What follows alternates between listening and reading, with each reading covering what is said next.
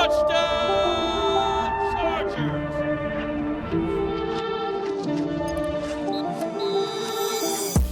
What's up, guys? Welcome into a brand new episode of Chargers Weekly, Night 2 of the 2025 NFL Draft. As always, joined by the voice of the Chargers, Matt Money Smith. Instant reaction to rounds 2 and 3. And Money, we talked about both of these positions last night as ones to watch coming into Friday night. And we'll just start with the third wide receiver off the board today, Tre Harris from Ole Miss, a guy who's played a lot of football, very productive last year, despite missing 5 games.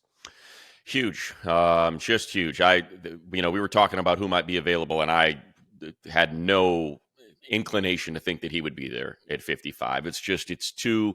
Those guys go early, like for all of the T-Mac stuff, the Tetaroa McMillan stuff. That he's going to slide and he's too casual. Like no, just guys that are that big and play that role, a legitimate X receiver. They just go high, and I think with the injury to Tre Harris, with the combine that, he's coming off the groin and he's running a little over a 4.5. It's like, yeah, he's going to slide to the second, but he's going to be one of the first 5 picks on day 2. That's just kind of how I assumed that was going to go. That's why when we're talking about wide receivers yesterday, I was kind of talking about, Jack Besh and the guy, who got picked right after him. I was like, yeah, that's sort of what we're looking at right there. So, to hear Joe Ortiz tell the story about how he just had this gut feeling, and he talked about, when they took Torrey Smith in Baltimore, and he told John Harbaugh that he had this feeling. Yeah, I mean, I'm glad his gut was right, because I would have never in a million years believed that he would be there. He is, for people that don't watch a lot of college football, he's an X. He is a legitimate. Put him out on the island, let a corner try to deal with him. He's physical, he's fast, he's tall, he glides because he's got long strides, he catches everything. It's a freaking huge get at 55.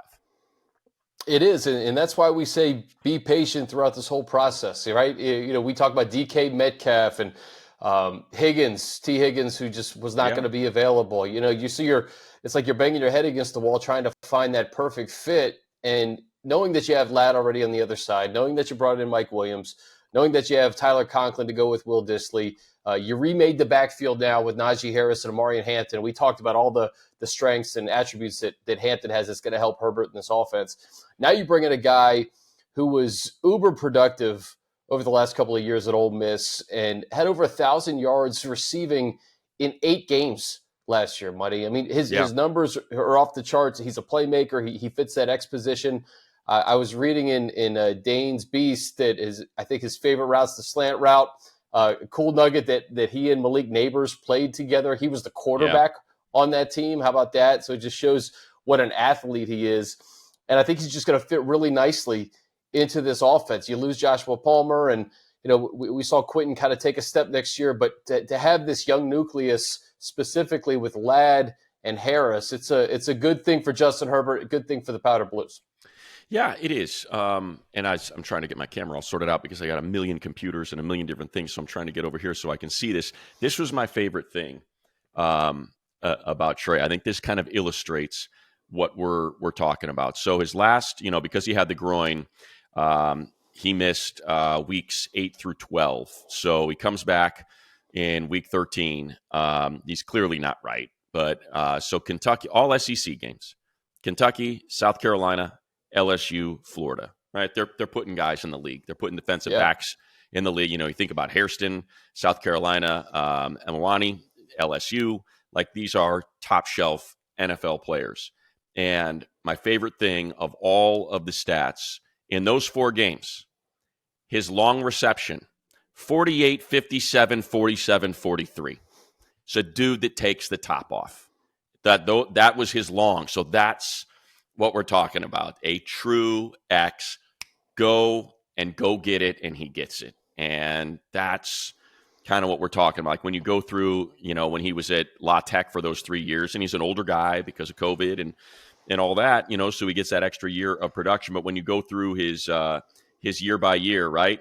62, 64, 56, and 70. There's just long receptions from each of his years. So, that's what we're talking about. Complementary football, not just in all three phases, but from position groups. Can you complement each other when you're building out a wide receiver room? This is going to help Ladd, man. This guy is just put him. And you know what? Talk about a guy to learn from. To have Mike Williams, Right. with the Chargers and someone that you do not want to overwork because of the history, right, Chris? To have, Tre Harris rolling at 6'3", 210 pounds. Those measurements sound familiar. To work under, Mike Dubb is awesome. And again, it's a guy that's coming off a pretty gnarly groin injury. I think it's a sports hernia or a groin, something like that. So you don't have to freak out and press him to play too much. And I think he's a hell of a player, man. I think he is a hell of a player. And he's not a developmental player either, too, Money. You mentioned the time in college. He played 51 games. So this is a guy who's ready. He's ready to go this year. You don't have to wait on him in terms of picking up the playbook and trying to kind of reach your full potential in an effort to get some snaps. One of the things, I'm so glad you brought up the Mike Williams things, because I saw under his weaknesses, low career contested catch rate relative to his size. Maybe Mike could teach him a thing or two about going up and getting one, So I love the fit. You mentioned the complementary just real football. Quick, Chris, I want to jump in there just real quick and then just pick it right up. It says that about the contested catch rate, and I get it, and I'm sure but man, you look at some highlights like the one that Lance was playing. I don't know if you saw Lance's breakdown, our friend Lance Zerline. He's climbing a freaking tree over an LSU defensive back and just wraps his hands around the guy's head who's in front of him in the end zone to secure the catch and then pull it back over his helmet and secure it. It's like, I'm all right with the contested catches. Sorry. No, exactly. And, again, you mentioned all these teams. This is SEC football, too. I mean, so you're going to get it's best on best. Jackson Dart was throwing him the football. What a situation he gets to go into, though, with Justin Herbert. Ladd already kind of established here. Mike coming back. This running game, a lot of one-on-one opportunities for Justin to find him and make plays early as a rookie, Money. Yeah. I mean, look, what did Coach Harbaugh say in the presser? We got stuff, want to help out Justin. Want to help him out. And how, look, Chris, we do this every week, right? And I enjoy engaging with people in the YouTube comments. And I think sort of one of the bigger themes is, can we help Justin out? Can we get him some help, man? Can we you got Justin Herbert. What are we doing? Why are we drafting Joe Alt? Let's get Justin some weapons. Why are we not signing T. Higgins or trading for T. Higgins? And why didn't we get Devontae Adams? And why didn't we get Evan Ingram? And let's help out. Well, here you go, Justin. Here's Jamaree and Hampton in the backfield that teams are now going to have to account for. And there aren't going to be any more light boxes with that dude back there. And then, and then here's a take the top off a defense, legitimate X receiver. So hopefully, I'm not saying they're listening to the commenters or the fans that are bemoaning the fact, but it's not a quick fix, man. It's not a go throw a bunch of money at a guy and draft this guy high, even though he's not the highest player on your board, but because he fills that need, you want to take care of Justin Herbert. No, it's these guys are here for the long haul, man. Justin Herbert's he's already think about how early he is in his career. There's so much time, and this is all being, now you've got Tre Harris and Ladd McConkey and Amari and Hampton. These guys are in their first and second years. It's like, and you've got Justin Herbert, who's not even 20. What is he, 27 now? I mean, come on. Yeah. I think they need to help Justin Herbert out. Needs to kind of go away now this offseason.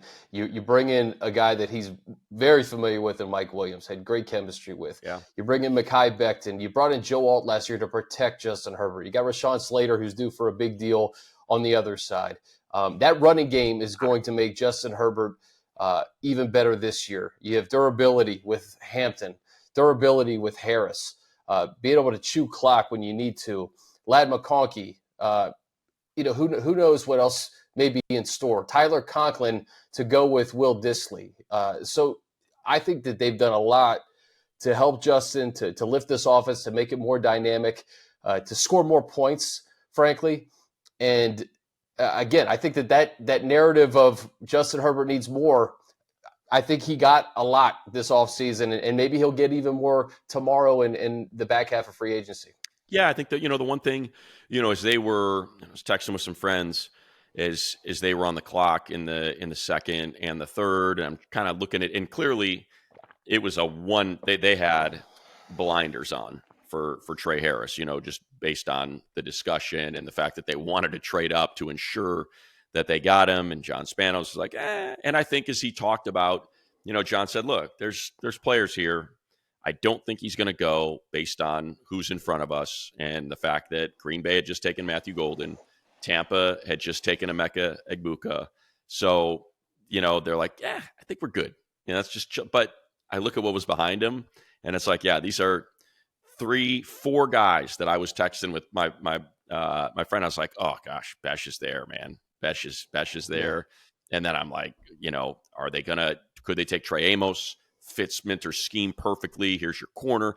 Like there were so many. And that's why I think that's how you play the board, right? It's like they would have been fine with Tate Ratledge, can play guard center out of Georgia. They would have been fine with Besh, Cooper Kupp type guy catches. He's one of my favorite players in the draft, as physical as any wide receiver out there, just chucks guys like they're freaking a sack of potatoes. You got Trey Amos there, and then one of my favorite D tackles, Omar Norman Lott. So it's like it's such a good feeling. For just a lunkhead like me who barely knows what the heck he's looking at. I can only imagine what it's like in that room when they're like, guys, we're good, man. Just chill. We're freaking good. We're going to get a really good player here at 55. And so that was, and it's funny, Chris, because like in the third round, it was a little bit different. In the third round, it's like, no. Like, Fannin goes off at 67. Darian Porter, one of my favorite guys. The Raiders got like my favorite. They got Jack Bash. They got Darian Porter. They got a bunch of dudes that I like. Freaking Raiders. I know, man. And then I love Tesla, but we'd already had the receiver. Kyle Williams went high in the third. And then prior to one of my favorite corners, Noel Williams, DJ turned me on to him. Freaking Chiefs jump up in front of the Chargers to get Noel Williams. And I assume they did that specifically. They were like, oh yeah, this he could go right here. So they did that intentionally. And then they end up getting the beef, man. They end up getting Jamaree Caldwell right there at 86. And it's like, if I were to tell Charger fans, you're going to get on some boards, on most boards, second best running back in the draft. You're going to get a true X receiver, top 5-6 receiver in the draft, and you're going to get a legitimate replacement for Puna on days 1 and 2. How you feeling? Exactly. The Caldwell pick, you knew at some point, talking about the depth of the defensive tackle class, that you were going to get a really good player in round 3, and they identified Jamaree Caldwell, who's just a beast of a guy. 360 pounds. I tweeted, get this guy with Ben Herbert this offseason, and you may have something special here across the line. Your thoughts on Caldwell, how he fits in Jesse Minter's scheme, and how I guess you would say he's probably Poona Ford's replacement, no? Yeah. To me, it's just look at him, right? 6'2", 330, incredibly quick feet. Athletic. He's Kenneth Grant. It's Kenneth Grant. Like that's the comp, right? That's sort of like when you think about that, so many teams mocking Kenneth Grant to the Chargers because of Puna, 6'4", 331, incredibly nimble. At times played all the way out, 5 technique, would play wide, could play 0, could play 3, and that's Caldwell. It's the same thing, and I think the one thing that stood out about his Oregon, versus his Houston tape is who he's playing next to. When you're playing next to Derek Harmon, the number 1 pressure rate defensive tackle in college football last year, he was asked to eat up tackles, just eat them up, man. Free these guys, get double teamed because Harmon's going to eat. And I think it says a lot when you go through Caldwell's, when you go through his grades, you see that he was a pass rusher, an interior pass rusher at Houston. And those guys, they tend to get drafted higher because you want upfield sack production with and instead he puts on the extra weight. He said he wanted to compete in the Big Ten. It's a guy that had to take the JUCO route that had 0 star, had no offers, went to 2 different JCs before he got the offer from Houston from Dana Holgerson, ends up jumping up in class, wants to go play in the Big Ten. Oregon offers, but they say, hey, man, 0 sacks this year. Why? Because you're going to put on weight and you're going to eat it up, and Harmon's going to eat. And where does Harmon go? 21. And where does this guy go? 86. Not a peep. The Zoom call we had with him after just was awesome. What an awesome young man. And just kind of hearing the story about during COVID, families trying to make money, helping his mom run a kitchen and food delivery business out of their house so they can support the family. And a guy that thought he had to quit football to help the family out, but then just missed it and loved it so much and goes the JC route. Like, these are this is kind of where the portal comes through, where it works out, where here's a guy that has a chance to just jump from Houston to Oregon, an undefeated team. All these NFL franchises are watching tape because you got all these players, Terrence Ferguson and Derek Harmon, and who pops but the guy that's eating up all the tackles. And they're like, dang, who's number 90? Let's get after this guy, man. And that's Right. how Caldwell ends up on the Chargers. And, Coach said it, or Joe Ortiz said it in the presser, this is one of Mike Elston's favorite guys. And you know what? If he's one of Mike Elston's favorite guys, I think he's one of our favorite guys. Mike Elston, I think, when they were doing work on Harmon, said, "Wait, who's the dude next to him? Is that Right. is that a guy who could be a Charger potentially?" I saw Cliff Kingsbury did the same thing with Adam Peters. He put a note on his desk and said, "Draft the Oregon tackle, Connerly," and he went ahead and did it. Right. But Exactly. Mike, these front offices, you have to just trust Joe. Joe has had such a track record of success with Baltimore, and we have no idea. 2 or 3 years from now, we'll know who really popped in this draft and who's an impact player and who was a potential miss.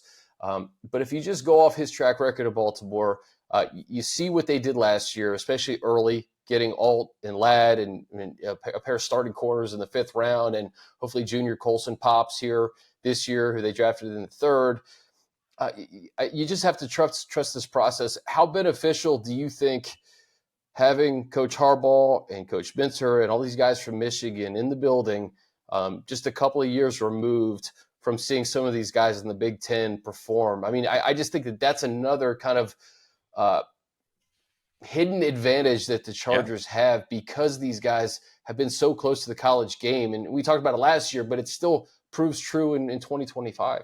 Yeah, no doubt. I mean, I'm sure a lot of them are guys that they're recruiting, and they're guys that they're keeping an eye on. The transfer portal era, they've got to watch everyone. You're not just recruiting high schools anymore, but they're watching Houston, and they're watching what he's doing at Houston. Like I said, I wanted to make sure I pulled up the stats. Yeah, so guys at Houston, he has 8 sacks.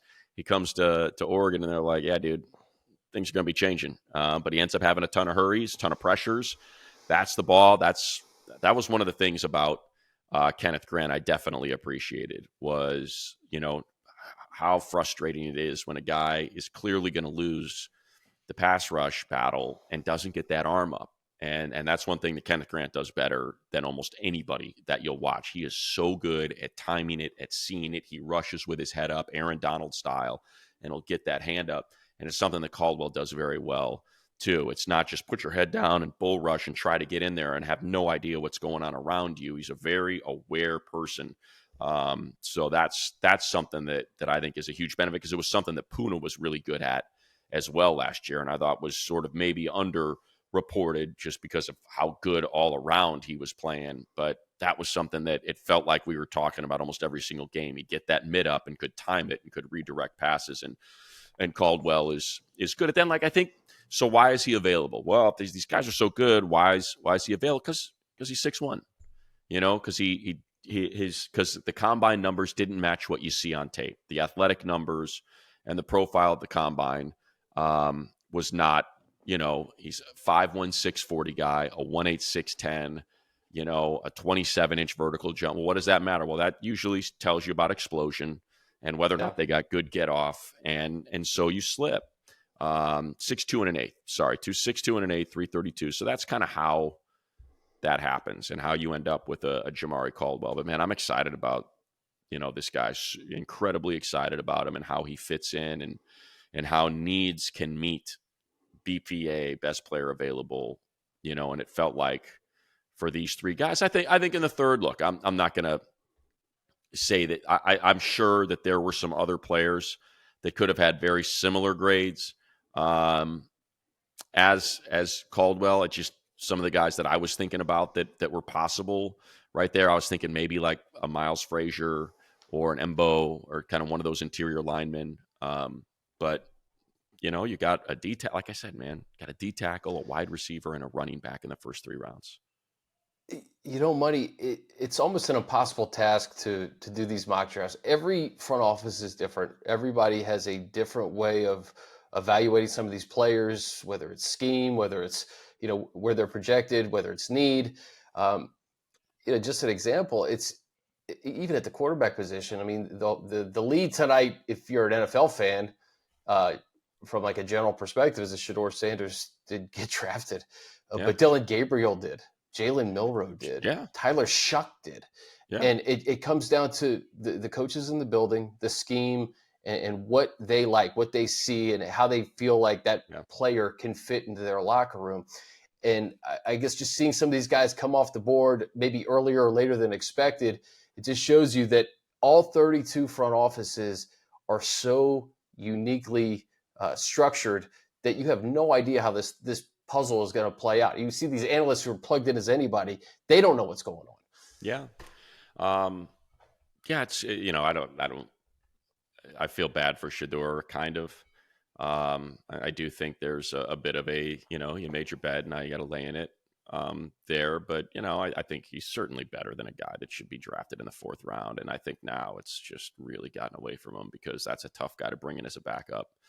With his dad, and you've got your quarterback, and he's not someone that you're designated. He expected to be a top 5 pick, and now he's coming in, and you're like, no, you're the backup, and that's, boy, oh boy, that's a tough one, which makes it really. I mean, you got Joe Klatt up there on the desk for NFL Network saying, can he go back to school? Is there after getting on his Florio tweeted that too. I guess he can't.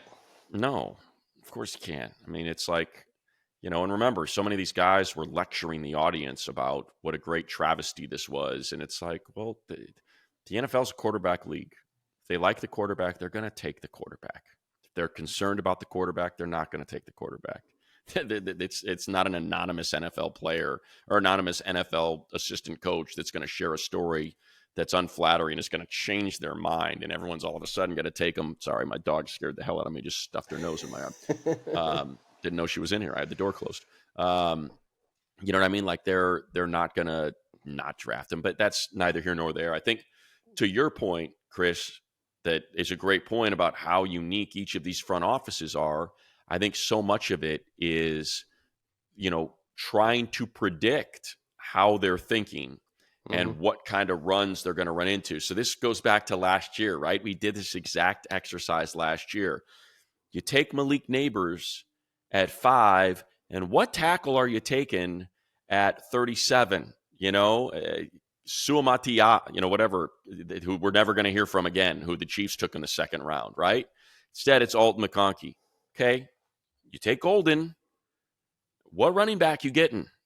RJ Harvey? I like Harvey a lot. He's not Amari and Hampton. And to me, if you're talking about it, just a straight up outside X, which is what everyone was trying to sell us that Matthew Golden is, that he can play the X. Don't worry about the size. This is a guy that can play outside, and I hope, and maybe he can, and maybe he'll thrive there.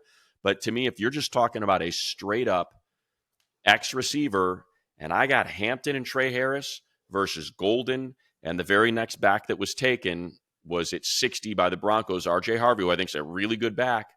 Dude, give me Amari and Hampton and Tre Harris all freaking day, like all day long. And it's not even close. I'm so glad you brought that up because Harris was the 3rd wide receiver off the board today, right? So the only other receiver taken after the Chargers selected was Golden, correct? Was there another receiver taken? I don't think there was another receiver taken in the 1st round. Jaden in the 2nd there was a bit of a run because you had Jaden Higgins go to the Higgins, Burden, and then Luther Burden, and then Harris. So yeah. So you had 3 wide receivers go in between Hampton and where you get Harris. Yeah, like that's exactly to your point. Like you get a guy who's very close to those guys at the top of the 2nd versus losing out on Hampton. And again, we touted this running back class, but Hampton and Genty have always been in a different class from these other guys. Like maybe you could Exactly. make the case of Judkins or Henderson, but to lose out, I'd be bummed if they went with a wide receiver. If they went with Golden and you lose out on an explosive 3-down, big, powerful back like Hampton, because you weren't going to get Travion Henderson there. You weren't going to get Judkins there. So I'm with you. It's the exact same exercise from last year where you get McConkey and Alt versus, whoever, Neighbors, and I don't even know who the tackle would have been at 34 last year. Yeah, like I said, I think it was like Suamatia, Kingsley. Is that, Guy yeah, from, that's what I think that's who it was. And Morgan went but whatever. Yeah, that's the point. Like RJ Harvey, I love him. He's one of my absolute favorite players in the draft. He's 5'8", 200 pounds. So there's going to be some pass pro concerns there. There's going to be some concern about size and durability and how many carries can you really give him. He's not 6 foot, 225 pounds. There's just a huge difference there between the back that was taken. And again, I'm not, by no means is this this is not a slight on the other players. That's not what I'm intending to do here. Like I said, Harvey's one of my favorite guys that I watched, and anybody that watched running back tape would tell you the same thing, because he's electric and he's really fun to watch, but he's not a potential NFL rushing yards leader. And that is what Amari Hampton is. He could lead the NFL in rushing and no one would be surprised. So you combine that with, again, you look at all the advanced stats and just kind of the plot, the charts, at PFF and separation stats and yards per route run. And like, they're off the charts. It's a smaller sample size because he got hurt, and the games that he was hurt for were, so like, here's what I would say for the people that are really puffing their chest out and throwing a lot of stuff out there about Tre Harris, just be a little bit careful with that, because he played the first 4 or 5 games of the season, which is all those SEC cupcakes, when they're just freaking routing teams like Furman and Mercer. And then he ends up getting hurt after plays like 3 SEC games, and then he misses the meat of the SEC schedule. So I do think you need to take some of that into consideration when you're like, look at the, yards per route run, look at the separate. It's like, yeah, let's not forget what the sample size is. It's like 8 games, and 4 of them are the first 4 games of the season in the SEC. And for a Lane Kiffin team, no less. Yeah, those Division II teams aren't showing up in Week 5 at SoFi Stadium. Yeah. Let's spin it forward to tomorrow, Money. 125 overall, the 23rd pick in the 4th round, I believe, is where the Chargers will start their afternoon. This is always kind of a crapshoot from 4 to 7 in terms of best player available. Based on who they've selected and other needs on this team, what are you looking at? What potential position groups? Well, I think corner. They got 2 in the 5th last year. I think corner, just because of the special teams. They're going to need to get some of these guys for Coach Ficken. His special teams got absolutely raided in the offseason. So you're going to have to replace some of these special team stalwarts, like Nick Neiman, who ended up getting signed away. So that's I like Kobe Bryant from Kansas. Who else is out there? I'm seeing safeties. What do we got? I like the Cal safety, Craig Woodson. I think that's a possibility there. I go to edge. I think edge is definitely something. A lot like our friend Brett Coleman loves Braden Swinson. He's a much more skilled watcher of tape than I am. I didn't quite see it he thought he was going to get drafted in, like, that he should be drafted in the teens kind of stuff. I just kind of saw a guy that dropped his head and bull rushed people. But I think edge, Kyle Kennard out of South Carolina. There's a lot there. There's a player at edge. Jack Sawyer's still there too, right? Jack Sawyer is still there. I think you're talking about defensive tackle, Joshua Farmer. You know how much I love Ty Robinson. My guy, J.J. Pegues. May he be there in the 4th. I don't know if they would take him after already taking Caldwell, just because Pegues is 6'3", 300. But again, he's kind of that athletic, disruptive interior. I'd have to look at what his they should make if they select him, they should have you call him.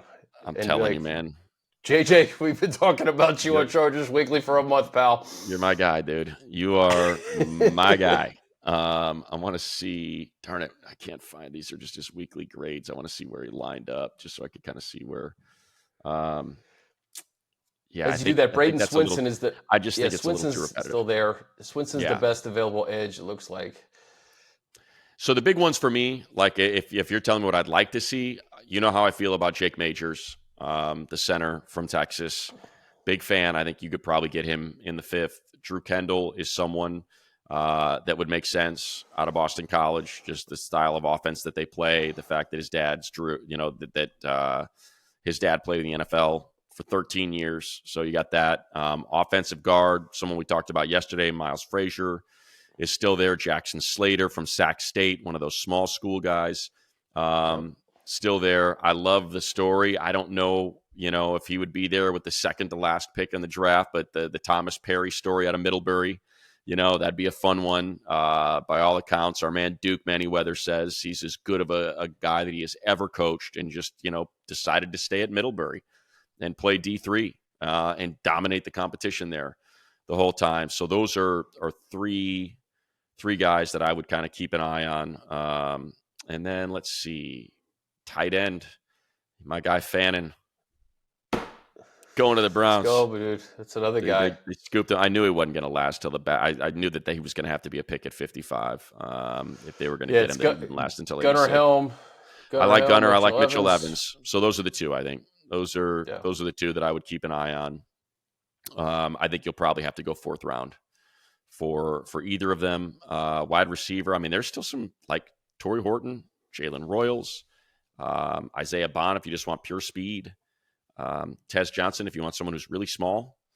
There are very few people that come into the league, Chris, that weigh less than I do. Tez Johnson is one of them. He weighs 154 pounds. Today I stepped on the scale at a whopping 155.8 pounds. So you got an extra. It rarely happens. 1.8 on him. Yeah. I could see a run on these running backs early with Cam Scatabo, Sampson still there, Jordan James, Tootin, ETN. Yeah. So again, I think that may play into the Chargers' advantage. Yeah. With you got that other talent. You said it. You've got, like, if I go through, I am looking at 12 running backs. That's wild. Like Scattaboo, Dylan Sampson, Devin Neal, DJ Giddens, Jordan James, Damian Martinez, Bashal Tootin, Trevor Etienne, Brashard Smith, if you want a receiving back, Woody Marks, same deal out of SC, Jarquez Hunter, LaQuint Allen. Like those could all go in the 4th round, and I wouldn't blink. Like, maybe not LaQuint Allen. And Woody Marks. Those guys might be more 5th round. But anyway, you get the point. Blue Marks. Yeah. I'd like to see Woody Marks get drafted in the 4th or the 5th too. That'd be cool. Best player on the team. Yeah, he was great last year. Anything else? No, I think that's good. I'm excited to see how it plays out tomorrow. They got a bunch of picks in the 6th round. So it's going to be a lot of players I have very little idea of what's going on, just because it's hard to get that deep. I'm pretty good through like 4 rounds. When you get into 5, I'm not starting. I'm pretty thin, and it gets a little tough. And then hopefully you just kind of get a guy that you watched and you have an idea, or you follow the story. Like, it's funny. I said this yesterday, right? It's wild how it all comes around, man. Like, remember when CJ West was rocketing up into the 2nd round? The IU defensive tackle, like, oh, he had a great, and it's like, I don't know, man. I don't know if anyone's going to take him in the 2nd round. There's, I get it. It's exciting. He had a great, was tested great and all of that, but there he is, and that's like, he was available to the Chargers in the 3rd round, and he's, that 6'1", 320 stout, athletic interior tackle, and Caldwell, somebody that nobody was talking about through the whole process. They're like, no, that's our guy. And it goes to your point. Every team's different, man. Every team's got their preferences and what they like at certain positions. And you got scouts banging the table for guys that they've probably fell in love with maybe 2 years ago or a year ago, and say, hey, it's the 6th round. Get my guy it's going to work out, So Yeah. that's where there's probably a lot of politicking within the building. And, tomorrow you think of how these guys are going to impact the upcoming season. Like, we talk about the 5th round. Tar Heel still that huge game in Atlanta. Cam Hart, some punishing hits throughout the season. Kimani Vidal with that. I still remember that his first touchdown grab in Denver. I mean, these are guys who were all drafted on day 3 that contributed to the Chargers season. So, I have no doubt they'll probably pluck a guy in the 5th or the 6th who we may be talking about in week 7 that made a play or his number was called because somebody was hurt. And here we go again. Yeah. I mean, not surprising just because I want to let Greg and everybody get home because it's late. And we're going to get this thing posted like we did last night so you can all consume it before the start because it starts early tomorrow. So let's get this thing posted and rolling for people to suck back on a wild Friday night, man. People are going to get crazy listening and watching Chargers Weekly here. And that's how they're going to spend their Friday night. Fired up, baby. Yeah, no surprise. I'm very, very excited about the first 3 picks. Very excited.